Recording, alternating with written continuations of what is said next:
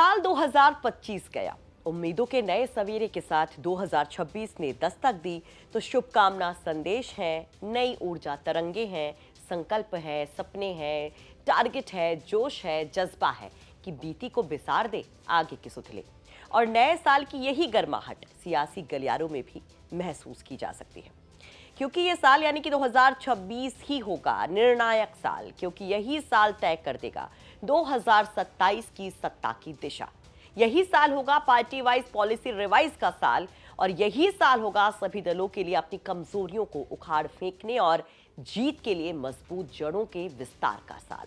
और जब सियासी तौर पर मजबूत जड़ों की बात होती है तो उसमें एक पार्टी सबसे पहले आ जाती है, जिसकी जड़ें तमाम तूफानों के बाद भी जमी हुई हैं। हाँ, कमजोर और हिली हुई जरूर दिखाई देती हैं, लेकिन अभी भी जमीन में है और उस मिट्टी के बीच में है जो कभी भी वोटों की उस फसल को लहलहा सकती है, जो पूरे देश की पॉलिटिक्स में नई क्रांति ला सकती है। हम बात कर रहे हैं बीएसपी की, बसपा की, हम बात कर रहे हैं मायावती की। पिछले सभी रिकॉर्ड तोड़ते हुए उम्मीद से कई गुना ज्यादा लाखों की संख्या में आई ये अपार भीड़ इस बार यहाँ यूपी में होने वाले विधानसभा चुनाव में अपनी पार्टी को सत्ता में जरूर लाएगी। मायावती ने 2025 की जाते जाते अपनी मजबूती का एहसास करवा दिया, जब कांशीराम की पुण्यतिथि के मौके पर लाखों की भीड़ नीली टोपियों और झंडों के साथ जुटी, जय भीम, कांशीराम, बहन जी, मायावती के नारों के साथ, जो साल भर शांत पड़ी बसपा कैडर में गजब की हवा बना गई। लेकिन क्या ये हवा वाकई 2026 में भी बनी रह पाएगी? क्या 2027 के सत्ता के संग्राम की तैयारी के साल के तौर पर देखे जा रहे 2026 में मायावती कुछ बड़ा कर पाएंगी? क्या है बसपा के सामने सबसे बड़ी चुनौती? हम करेंगे उस पर बात। नमस्कार, आप देख रहे हैं यूपी तक और आपके साथ मैं हूं सुषमा। साल 2026 बसपा के लिए चुनौतियों से भरा होने वाला है, क्योंकि इसी साल के आखिर तक संसद के दोनों सदनों से बसपा का सफाया हो जाएगा। 2024 के लोकसभा चुनाव में बीएसपी वैसे ही साफ हो गई, उसे कोई सीट नहीं मिली, और अब 2026 में राज्यसभा में भी उसके एकमात्र सांसद का कार्यकाल खत्म होने वाला है। पार्टी का संसद में कोई प्रतिनिधित्व नहीं होगा इसके बाद, और ये 4 दशकों में पहली बार होगा जब बीएसपी का संसद में नाम लेने वाला कोई नहीं होगा। लेकिन इसकी वापसी हो सकती है 2027 के चुनाव से, जिसके लिए सबसे अहम है 2026 के फैसले और एक बड़े चुनाव के नतीजे। तो हम बात कर रहे हैं पंचायत चुनाव की। ये चुनाव जमीनी स्तर पर पार्टियों की कमजोरी या मजबूती आंकने के लिए सबसे अहम होगा, जिसे 2027 विधानसभा चुनाव के लिए सेमीफाइनल भी कहा जा रहा है। ये चुनाव बसपा के लिए संगठन को मजबूत करने और कार्यकर्ताओं में फिर से एक नया जोश भरने, फिर से सक्रिय करने का सुनहरा मौका हो सकता है। और खुद बीएसपी चीफ भी इसे बखूबी समझ रही हैं, और तभी मायावती ने पार्टी कार्यकर्ताओं को पंचायत चुनाव की तैयारी और रोड मैप पर बैठकें करने के लिए बहुत पहले ही संकेत दे दिए थे, बहुत पहले ही संदेश दे दिए थे।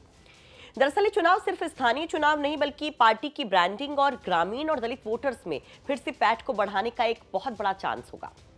लेकिन ये चुनाव बसपा के लिए बेहद चुनौतियों भरा भी होगा, और इसमें सबसे बड़ा जो चैलेंज है वो है चोकर के ठप्पे को हटाना, क्योंकि इस चुनाव के परिणाम पस्त हाथी में अगर एक एनर्जी ड्रिंक की तरह जोश भरने का काम कर सकते हैं, उसे दौड़ा सकते हैं, तो वहीं खराब परफॉर्मेंस उसे और पस्त भी कर सकता है हमेशा से, क्योंकि ऐसा माना गया है कि बीएसपी ग्रामीण इलाकों की बहुत मजबूत पार्टी है। बीएसपी की ग्रामीण इलाकों में बड़ी मजबूत पकड़ है। ऐसे में पंचायत चुनाव में बसपा का कमजोर प्रदर्शन होने पर विरोधी उसके खत्म होने के नैरेटिव को हथियार बना सकते हैं और मनोवैज्ञानिक तौर पर बड़ा खेल कर सकते हैं, क्योंकि इस वक्त यूपी पॉलिटिक्स के केंद्र में है दलित वोटर्स, जिस पर सब डोरी डाले बैठे हैं। तो अब वो सत्ता से बाहर है समाजवादी पार्टी, तो अभी 2-3 दिन पहले वो मीडिया में खबर छपवा रहे थे कि हम मान्यवर श्री कांशीराम जी के सम्मान में संगोष्ठी करेंगे। लेकिन जब वो सरकार में रहते हैं तो ना उन्हें पीडीए याद आता है और ना मान्यवर श्री कांशीराम जी की जयंती और ना ही पुण्यतिथि उनको याद आती है। केंद्र की सरकार की तरह अपने राजनीतिक स्वार्थ में इन्हें इनके टैक्स के पैसों से ही थोड़ा सा मुफ्त में राशन देकर इनको अपना गुलाम व लाचार नहीं बनाया है, अर्थात इनको दूसरों के ऊपर निर्भर नहीं रखा है। वहीं सपा और बीजेपी के मजबूत संगठनात्मक मशीनरी भी बसपा के सामने एक बड़ा चैलेंज है। वैसे भी कहा जाता है कि लोकल बॉडी इलेक्शन में अक्सर स्थानीय नेता और बाबू व्यवस्था का ज्यादा असर होता है। यानी 2026 पंचायत चुनाव मायावती के लिए सीटों का ही नहीं बल्कि संगठन को और मजबूत करने का मनोबल का चुनाव होगा, जो 27 के चुनाव की दिशा बदल सकता है।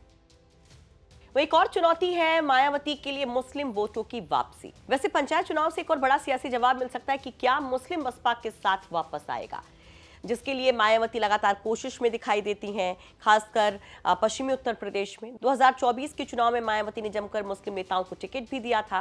कहा गया कि बसपा जो अब सिर्फ दलितों की पार्टी के नैरेटिव पर खड़ी है, उसे तोड़ा जाएगा दलित मुस्लिम के साथ। लेकिन यहाँ ये काम नहीं आया, मुस्लिम सपा के साथ जाता नहीं दिखाई दिया और इसकी वजह सपा का कांग्रेस के साथ गठबंधन को बताया गया। दरअसल बसपा के मुस्लिम वोटों की जद्दोजहद 2012 से ही शुरू हो गई थी और धीरे धीरे बीजेपी के मजबूती के साथ ही चटकता चला गया। इसके पीछे का नैरेटिव है कि बसपा बीजेपी की बी टीम है, इसे माना जा सकता है और इस पर काफी चर्चाएं भी हुई, जिसे हर हाल में सपा बनाए रखना चाहती है।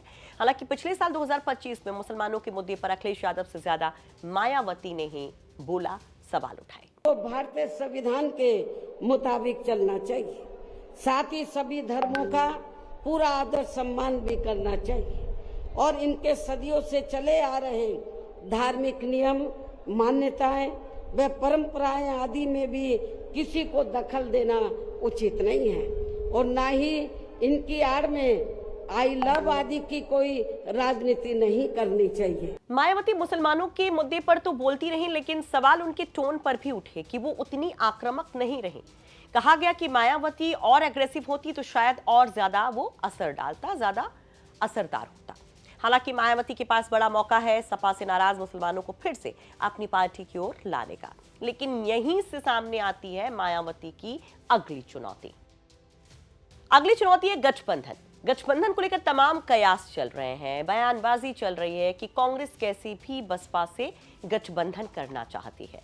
लेकिन अभी तक मायावती की ओर से जो भी इशारे दिए गए हैं वो ये है कि वो अकेले ही चुनावी संग्राम में भिड़ेंगी। पार्टी ने सन 2007 की तरह ही अकेले चुनाव लड़ने का फैसला लिया है।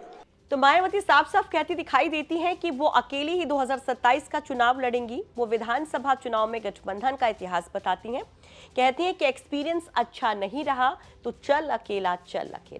लेकिन जो मौजूदा सियासी समय है उसमें किसी भी दल का अकेले चुनाव मैदान में उतरना सिवाय नुकसान के कुछ और स्पष्ट नहीं दिखता। ऐसे में अगर मायावती गठबंधन में जाती हैं तो उसे छिटका हुआ मुस्लिम वोट भी वापस मिल सकता है, क्योंकि मुस्लिम वोट आमतौर पर जीतने वाले गठबंधन के साथ जाता है और ये एक स्ट्रैटेजिक वोटर माना जाता है। वहीं राजनीतिक विश्लेषकों के मुताबिक 2019 की तरह इससे मायावती को बड़ा फायदा भी हो सकता है।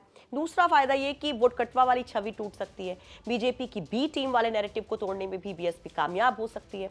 हालांकि चुनौती यहां भी है क्योंकि जो मौजूदा स्थिति पार्टी में है उसमें बसपा को बड़े गठबंधन में जूनियर पार्टनर बनना पड़ सकता है। और क्या वो मायावती स्वीकार करेंगी, उनका वोट इसको स्वीकार करेगा? क्योंकि मायावती का अपना अलग तेवर है, उनके कोर वोटर जो अभी भी उनके साथ हैं, जाटव वोट काफी पॉलिटिकली सेंसिटिव माना जाता है। सपा या कांग्रेस से गठबंधन पर कुछ जाटव वोट नाराज भी हो सकता है, खासकर अगर टिकट बंटवारा गलत हो जाता है। खैर, अगर साल 2025 की बात करें तो बसपा के लिए ठीक रहा, ना नुकसान ना फायदा। वहीं संगठनात्मक तौर पर देखें तो 25 पार्टी के लिए पॉजिटिव रहा, क्योंकि पार्टी में कोई टूट फूट नहीं हुई। तमाम पारिवारिक उठापटक के बाद सभी हालात फिर से बेहतर हुए और बिना किसी अनुशासनहीनता के नेतृत्व पूरी तरह मायावती के हाथ में रहा। कोर जाटव दलित कैडर अभी भी बसपा से जुड़ा हुआ है और ये बसपा की सबसे बड़ी पावर है। लेकिन गैर जाटव दलितों में बिखराव और शहरी दलितों में उदासीनता ये सबसे बड़ी चुनौती रहे, जो 2026 के लिए सबसे अहम होंगे। क्योंकि अगर मायावती गैर जाटव दलितों और मुसलमानों को जोड़ने में कामयाब रहती हैं तो पंचायत चुनाव में बराबर फाइट दे पाएंगी और ये 26 में मायावती के लिए एक बड़ी लकीर खींचने जैसा हो जाएगा।